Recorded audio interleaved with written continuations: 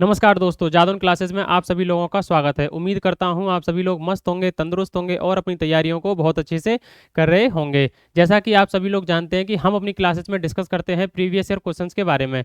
तो उसी क्लास को आगे बढ़ाते हैं और चलते हैं अपनी क्लास की तरफ। और आज हम शुरू करेंगे अपनी क्लास एक मोटिवेशनल लाइन के साथ। अपने लक्ष्य के लिए जोशीले और जुनूनी बनिए, विश्वास रखिए, परिश्रम का फल सफलता ही है। अगर आप अपने लक्ष्य को लेकर जोशीले हैं और उस लक्ष्य को लेकर ही आपके अंदर जुनून है, तो यकीन मानिए कि जो परिश्रम आप कर रहे हैं उसका रिजल्ट सफलता ही होगा। ठीक है। और आपने एक लाइन सुनी होगी कि परिश्रम का फल मीठा होता है, लेकिन मैं उसमें एक वर्ड और जोड़ता हूँ, सही दिशा में किए गए परिश्रम का फल मीठा होता है। ये नहीं कि किसी भी दिशा में आप परिश्रम कर रहे हैं, जाकर ईंटें फेंकने लग जाएं या कुछ भी ऐसा करने लग जाएं जो आप परिश्रम तो कर रहे हैं, फिर उसके बाद आप ये बोल रहे हैं कि मुझे सफलता क्यों नहीं मिल रही। इसलिए सबसे पहले एक दिशा का चुनाव कीजिए, एक दिशा चुनिए, उसके बाद उस दिशा में बहुत ही अच्छे से परिश्रम कीजिए, कठिन परिश्रम कीजिए। यकीन मानिए उस परिश्रम का फल मीठा ही होगा, यह सफलता होगा। ठीक है, शुरू करते हैं अपनी क्लास। सबसे पहला सवाल है आपके सामने, भारत में सबसे बड़ा पशुओं का मेला कहाँ लगता है? बताइए क्या आंसर होगा इसका। भारत में सबसे बड़ा पशुओं का मेला कहाँ लगता है? तो इसका राइट आंसर होगा सोनपुर। बिहार राज्य के सोनपुर जिले में पशुओं का सबसे बड़ा मेला लगता है। कौन सा राज्य? बिहार।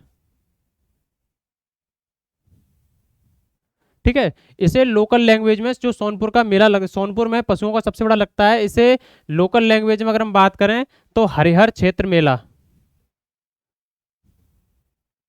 हरिहर क्षेत्र मेला के नाम से भी जानते हैं। ठीक है, ये आपको याद करने की जरूरत नहीं है, मैंने बेसिक आपको बस ऐसे ही बता दिया नॉलेज के लिए। ठीक है, छत्तर मेला के नाम से भी जानते हैं। छत्तर मेला, छत्तर मेला के नाम से भी इसे जानते हैं। ये लोकल है, ये लोकल लैंग्वेज में बोला जाता है। ठीक है, आपको याद करने की जरूरत नहीं है, आपको बस इतना पता होना चाहिए कि सबसे बड़ा पशुओं का मेला सोनपुर में लगता है, बिहार राज्य। राज्य कौन सा रहेगा? बिहार, जिला सोनपुर। ठीक है, आगे बढ़े। पृथ्वी पर कुल कितने महाद्वीप हैं? पृथ्वी पर कुल कितने महाद्वीप हैं, इसका आंसर कीजिए। मेरे हिसाब से तो कितने होने चाहिए? 7 होने चाहिए। आपके हिसाब से क्या होंगे बताइए। अच्छा, 7 ही हैं, ठीक है, तो फिर आगे चलें। सबसे बड़े अगर महाद्वीप की बात की जाए तो, सबसे बड़े महाद्वीप की जाए तो एशिया। ठीक है, एशिया महाद्वीप सबसे बड़ा है। ठीक है, अगर सबसे छोटे की बात की जाए तो ऑस्ट्रेलिया।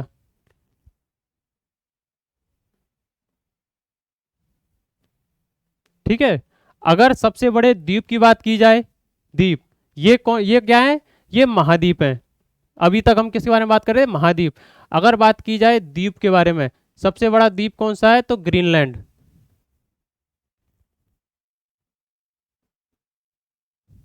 ठीक है, ग्रीनलैंड सबसे बड़ा द्वीप है।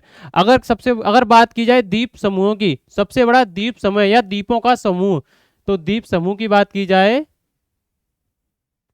तो क्या रहेगा बताइए, आंसर कीजिए। द्वीप समूह, द्वीप समूह अगर आ जाए कहीं पर तो क्या लिखोगे? आंसर कीजिए भाई। नहीं पता क्या? ये भी लिखना पड़ेगा? नहीं लिखता, चलो लिख ही देता हूं। एक एहसान और सही। ठीक है, क्या था बताइए।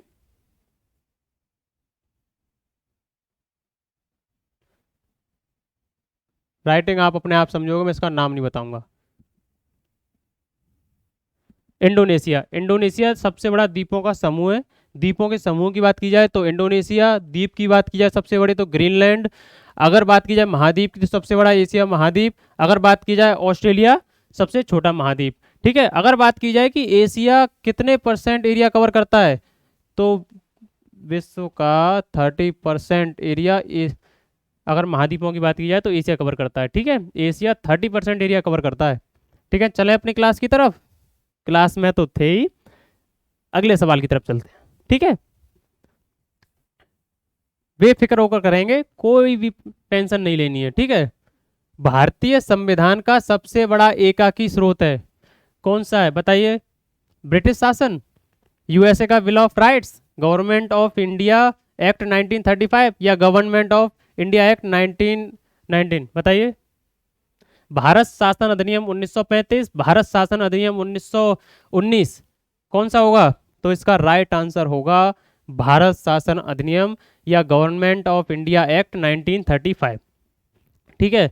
अगर बात की जाए कि आरबीआई, आरबीआई की स्थापना ये किस शासन अधिनियम के तहत हुई?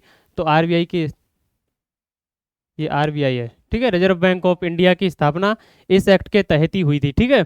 अगर बात की जाए कि 1935 के बाद 1937 में इसी प्रावधान के तहत भारत से बर्मा को अलग किया गया। बर्मा को इसी प्रावधान के तहत 1937 में अलग किया। 1935 में ये एक्ट पारित हुआ, लेकिन 37 में बर्मा को अलग किया गया। इसी में प्रावधान था। ठीक है। आरबीआई की स्थापना, अब आप कहोगे आरबीआई की स्थापना किस लिए की गई? तो आरबीआई की स्थापना की गई थी, बताइए किस लिए की गई आरबीआई की स्थापना? मैं तो भूल गया, याद कराऊं क्या? आप बताइए।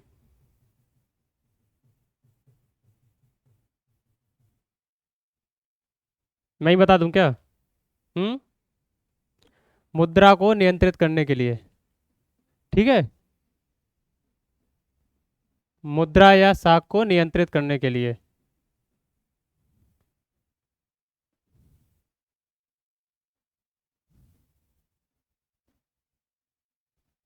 ठीक है। और कुछ?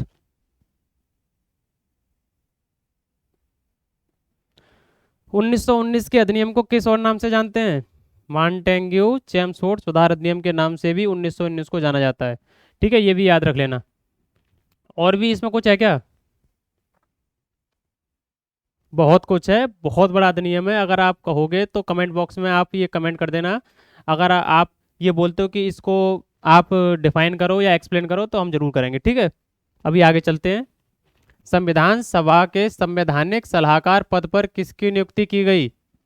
संविधान सभा के संवैधानिक सलाहकार पद पर किसकी नियुक्ति की गई? आंसर कीजिए, क्या आंसर होगा इसका? क्या आंसर होगा, बताइए answer. Right answer Rajendra Prasad ji, या डॉक्टर वी एन राव, या डॉक्टर वी राव अम्बेडकर, या इनमें से कोई नहीं? ए बी सी डी, कुछ ए कर दो, कुछ बी कर दो, कुछ सी, कुछ डी। किसी का तो सही होगा। हम्म, किसी का तो सही होगा, किसी का नहीं सही होगा, मेरा सही होगा। ठीक है, doctor V N Rao, V N Rao ji को संवैधानिक सलाहकार के रूप में चुना गया। ठीक है। अगर हम बात करें राजेंद्र प्रसाद जी की, तो संविधान सभा के स्थायी अध्यक्ष। ठीक है, स्थायी अध्यक्ष के रूप में किसे चुना गया? राजेंद्र प्रसाद जी को। अगर हम बात करें भीमराव अम्बेडकर जी की, तो मसौदा समिति,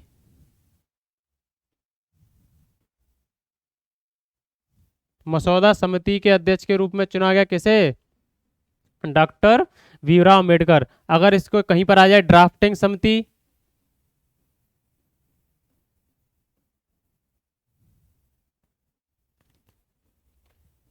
तो क्या करोगे आंसर? तो भैया आंख बंद करके भीमराव अम्बेडकर जी का ही नाम पर टिक मार देना या गोला भर देना। ठीक है। और अगर कंप्यूटर बेस्ड हो, सीबीटी हो, तो उस पर ओके कर देना और सबमिट कर देना। ठीक है, भीमराव अम्बेडकर जी। ड्राफ्टिंग समिति, मसौदा समिति, डॉक्टर भीमराव अम्बेडकर, संवैधानिक सलाहकार वी एन राव और राजेंद्र प्रसाद स्थायी अध्यक्ष। ठीक है, आगे चलें, इसको पढ़ो। जीवों में अनुवांशिक लक्षण संतान में ले जाए जाते हैं किसके द्वारा? प्लाज्मा के द्वारा। कभी कभी क्या होता है पता है, हम लोगों के एग्जाम में क्वेश्चन आते हैं, तो मेरी एक ऐसे स्टूडेंट था हमारा, तो वो क्या कह रहा, सर पता है उस क्वेश्चन को पढ़ने के बाद, पहले मैं सबसे क्वेश्चन पढ़ता हूँ, ठीक है, उस क्वेश्चन को पढ़ने के बाद जब मैं उसके जो ऑप्शंस होते हैं ना, उनको ऑप्शंस को जब मैं देखता हूँ ना, तो जो मुझे सुना सुना सा लगता है, जो वर्ड मुझे सुना सुना सा लगता है ना, मैं उस पर टिक लगा देता हूँ। और इसी गलत आदत की वजह से अभी तक उसका सिलेक्शन नहीं हो पाया। लेकिन हाँ हो जाएगा क्योंकि अच्छा स्टूडेंट है, लेकिन पता है उसका ये आदत अभी तक नहीं सुधर रही। अगर उसी आदत से आप अगर ग्रसित हो तो आप प्लाज्मा लगाओगे, क्योंकि आपने प्लाज्मा बहुत सुना होगा कोरोना काल में, जब कोरोना फैला था तो प्लाज्मा डोनेट कर रहे हैं, प्लाज्मा डोनेट कर रहे हैं। ऐसे ही अगर आप तुक्का लगाओ तो क्या आंसर लगाओगे? प्लाज्मा। जबकि आंसर इसका ही गलत है, क्रोमोसोम्स। ठीक है, क्रोमोसोम्स के द्वारा आनुवांशिक लक्षण संतान में जाते हैं। ठीक है, अगर हम बात करें क्रोमोसोम्स, इसको हिंदी में लिख दें क्या? हिंदी तो मुझे आती नहीं, हिंदी आती है लेकिन इंग्लिश नहीं आती। गुणसूत्र, क्रोमोसोम्स को गुणसूत्र बोला जाता है। ठीक है, तो कंफ्यूज मत हो जाना, कोई ज़्यादा ऐसा कुछ नहीं। क्रोमोसोम क्या है? गुणसूत्र ही है ये। अब आप जानते होंगे कि टोटल गुणसूत्र कितने होते हैं? टोटल गुणसूत्र होते हैं 46। ठीक है, जिसमें से 22, राइटिंग कुछ ज़्यादा ही है। ठीक है, टोटल गुणसूत्र कितने होते हैं? 46। अगर हम पेयर्स की बात करें, पेयर्स की, तो 22 गुणसूत्र होते हैं समजात महिलाओं और पुरुषों में। जबकि जो 23वां गुणसूत्र होता है, 23वां अगर जो गुणसूत्र होता है वो होता है क्या? विषमजात, जिस पर पूरी कहानी डिपेंड करती है कि बेटा होगा या बेटी। ठीक है, 23वें गुणसूत्र के ऊपर ही सारी कहानी जो स्टोरी है वो बेस्ड है कि 23वां गुणसूत्र डिसाइड करेगा कि बेटा होगा या बेटी। 22 गुणसूत्र पुरुष व महिलाओं में समान होते हैं। ठीक है, आगे भी कुछ बात करनी है क्या? इससे आगे जाएं? चलो, आप अगर कह रहे हो तो चले जाते हैं। गुणसूत्र को दो भागों में विभाजित कर देते हैं। क्या? पहला हिस्टोन। ठीक है, इसको, दूसरा तो मैं भूल गया, क्या होगा बताओ? हाँ, इसका राइट आंसर आ रहा है सबका। क्या होगा दूसरा? डीएनए। ठीक है, इससे भी अंदर जाएं क्या? चलो चले जाएंगे। ये एक प्रकार का क्या होता है? प्रोटीन। ये एक प्रकार का प्रोटीन होता है डीएनए। अब आए ना हम असली कहानी पर। डीएनए होता है आनुवांशिक पदार्थ। डीएनए क्या होता है? ये होता है आनुवांशिक पदार्थ।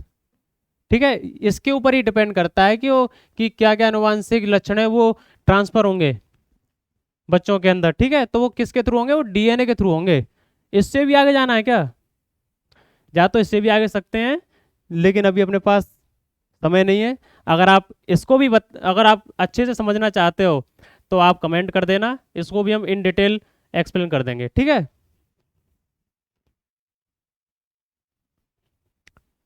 Next question. उर्वरक के अत्यधिक प्रयोग से होता है क्या? वायु प्रदूषण, जल प्रदूषण, या फिर मृदा प्रदूषण? राइट आंसर, ये तो आप सभी लोग जानते होंगे, उर्वरक खाद वगैरह होती हैं जो, तो इससे मृदु प्रदूषण होता है। ठीक है, मृदा प्रदूषण, सॉरी, मृदा प्रदूषण। नेत्र द्वारा किसी वस्तु का प्रतिबिंब बनता है। आंख द्वारा द्वारा किसी वस्तु का प्रतिबिंब कैसा बनता है? उल्टा, सीधा, टेढ़ा, वास्तविक, काल्पनिक, किस तरीके का बनता है बताइए? तो राइट आंसर होगा वास्तविक, उल्टा तथा छोटा। ठीक है, जो प्रतिबिंब बनेगा वो कैसा बनेगा? वास्तविक होगा, उल्टा होगा तथा छोटा होगा। अगर हम बात करें नेत्र के बारे में, तो दो प्रकार के दोष पाए जाते हैं। निकट दृष्टि दोष, आपने बहुत अच्छे से पढ़े होंगे 9th और 10th में, 10th क्लास में ये चैप्टर है, निकट दृष्टि दोष। अरे सॉरी,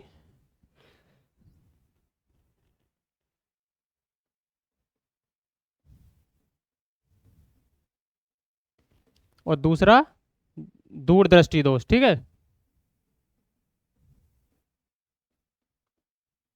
निकट दृष्टि दोष और दूसरा क्या होगा? दूरदृष्टि दोष। निकट दृष्टि दोष में क्या होता है? निकट की जो निगाह, जो निकट की देखने की क्षमता होती है ना, वो कमजोर हो जाती है। ऐसा ही है क्या कुछ? देखने से तो, पढ़ने से तो ऐसा ही लग रहा है, लेकिन जब हम रियलिटी देखेंगे तो बिल्कुल अपोजिट होता है। निकट दृष्टि दोष में दूर की निगाह कमजोर होती है, जबकि दूर दृष्टि दोष में निकट की निगाह कमजोर होती है। अगर आपसे पूछ लिया जाए कि दूर बिंदु कितनी, कहाँ तक का होता है, तो वो अनंत होता है। एक व्यक्ति की आंख का दूर बिंदु कहाँ स्थित होगा? तो होगा अनंत। ठीक है, अगर निकटतम बिंदु पूछा जाए तो 25 सेंटीमीटर। ठीक है, यहाँ लिख दें। 25 सेंटीमीटर। ठीक है, निकटतम बिंदु 25 सेंटीमीटर, जबकि दूर बिंदु, ठीक है, अनंत होता है वो। नेक्स्ट, बीसीजी का टीकाकरण किस रोग के लिए है? बीसीजी टीकाकरण किस रोग के लिए है, या बीसीजी का टीका किस रोग के बचाव के लिए लगता है? तो इसका राइट आंसर क्या होगा बताइए? ट्यूबरक्लोसिस, क्षय रोग, जिससे हम लोग किस नाम से भी जानते हैं, अक्सर मोस्टली सभी लोग टीबी के नाम से जानते होंगे। ठीक है, ट्यूबरक्लोसिस, टीबी, क्षय रोग। अगर क्षय रोग आपसे पूछ लिया है तो आपसे ये कौन सा रोग है, काफ़ी लोग नहीं जानते होंगे, कॉम्प्लिकेटेड लैंग्वेज होती हैं।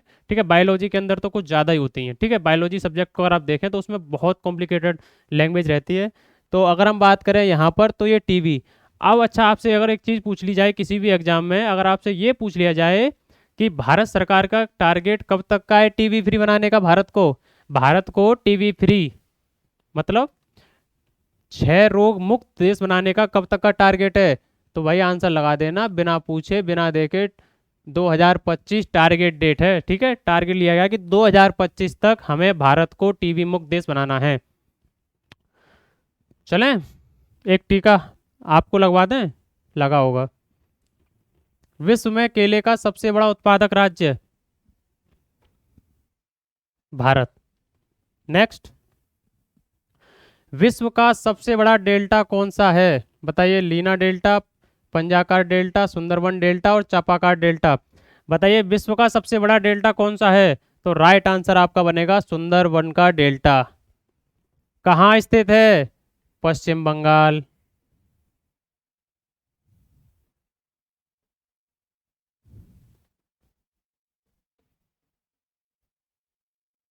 किस राज्य में स्थित है? पश्चिम बंगाल में।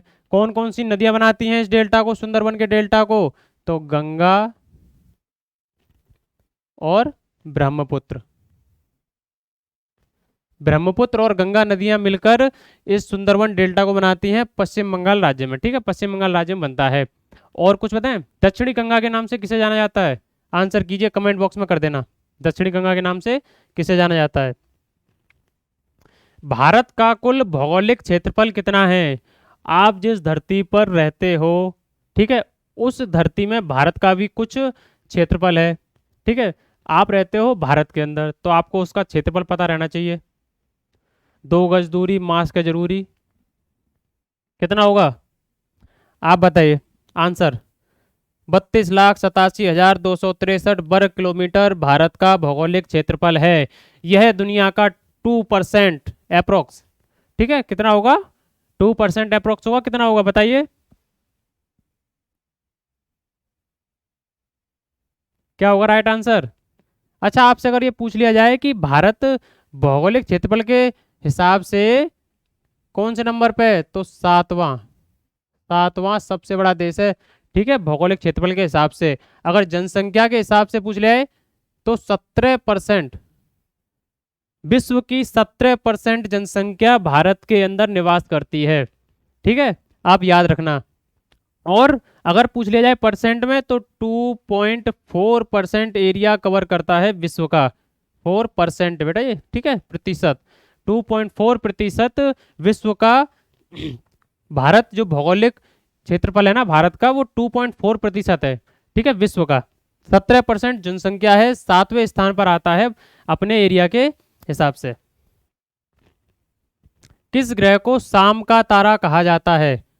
किस ग्रह को शाम का तारा कहा जाता है? आंसर कीजिए। आंसर होगा शुक्र। शुक्र जो ग्रह है उसे शाम का तारा कहा जाता है। ठीक है, ये क्वेश्चन आपका है किससे है? सौरमंडल से। सौरमंडल किसे कहते हैं? भाई जिसका मुखिया सूर्य हो उसे कहते हैं सौरमंडल। सूर्य के परिवार को सौरमंडल कहते हैं। बहुत ही सिंपल है, बच्चे बच्चे जानते होंगे। ये आपसे पूछा गया शाम का तारा, कहीं पर लिख के आ जाए आपके सामने भोर का तारा। भोर का तारा किसे कहते हैं, तब आंसर क्या करोगे? तो भैया आंसर आप फिर भी शुक्र ही कर देना। शुक्र भोर का तारा और शाम का तारा है। अब आपके दिमाग में एक क्वेश्चन उठ रहा होगा कि सर ये बताइए कि इसको शुक्र और भोर का तारा क्यों कहते हैं? तो क्या बताएंगे? अब ये मुझे याद करना पड़ेगा। इसका जो कलर है ना वो काफी ब्राइट है। ठीक है, तो जब शाम होती है ना तो सबसे पहले जो तारा चमकता है वो शुक्र ही ये स्टार तो नहीं लग रहा। एक मिनट रुकना, ज़्यादा गलत हो गया। कैसे बनाते हैं स्टार? ऐसे बना देता हूँ, ठीक है, तुमको खुश करने के लिए। लग रहा है ये स्टार? ठीक है। ये बेचारा स्टार बहुत अच्छा है, कोई भी कमेंट नहीं पास करेगा, ठीक है, कोई भी कमेंट नहीं करेगा उल्टा सीधा। बहुत अच्छा स्टार है ये। तो इसका कलर है ना वो काफ़ी ब्राइट है, तो जब शाम होती है तब भी ये चमकता है सबसे पहले, और जब सुबह होती है ना तो ये काफ़ी टाइम तक चमकता रहता है, क्योंकि इसका कलर ब्राइट है, इसलिए इसे शाम का और भोर का दोनों का ही तारा कहा जाता है। ठीक है, आगे चलें? चलने का मन है? चलो चलते हैं। 1025 ईस्वी में सोमनाथ मंदिर को किसने लूटा? 1025 ईस्वी में सोमनाथ मंदिर को किसने लूटा? ये क्वेश्चन दो तीन तरीके से पूछा जा सकता है, ठीक है। सोमनाथ मंदिर को किसने लूटा, तो आंसर आ जाएगा आपका महमूद गजनवी। ठीक है, अगर सोमनाथ मंदिर को किस ईयर में लूटा गया, तो 1025। ठीक है, गजनवी कहाँ का था, तो ये अफगानिस्तान का था।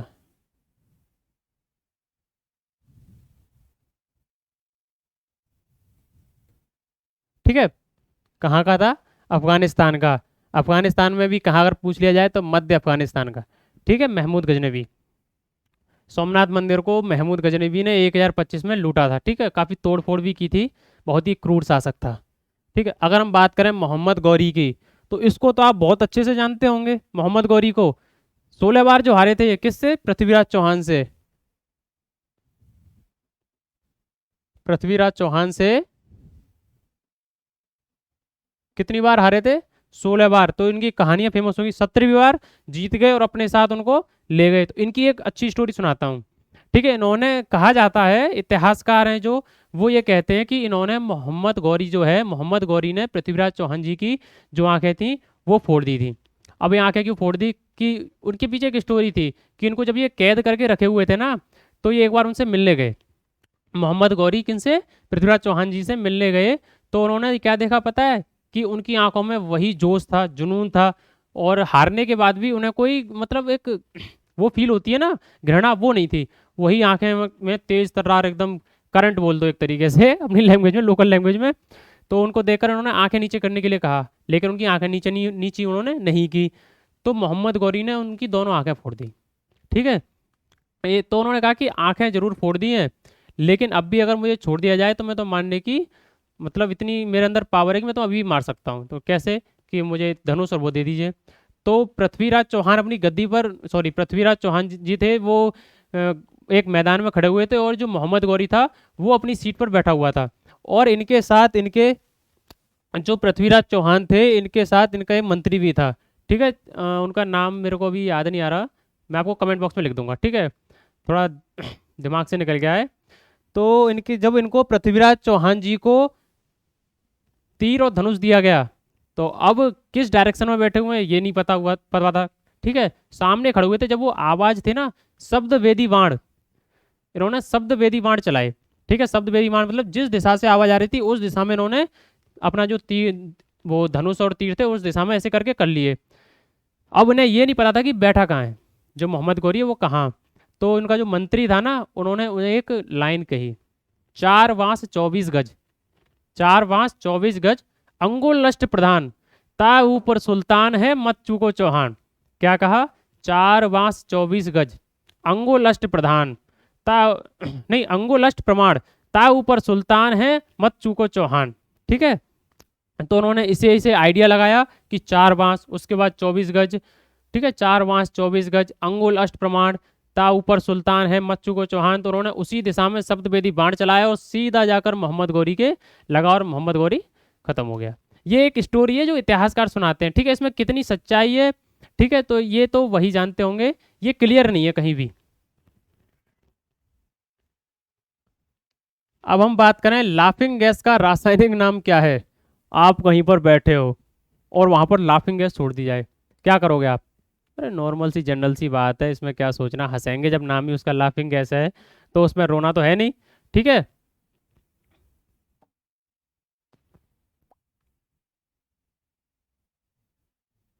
क्या होगा इसका आंसर, बताइए।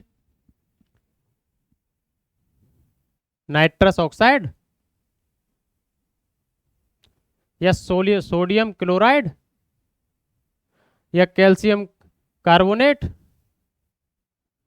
या पोटेशियम हाइड्रोक्साइड, क्या होगा?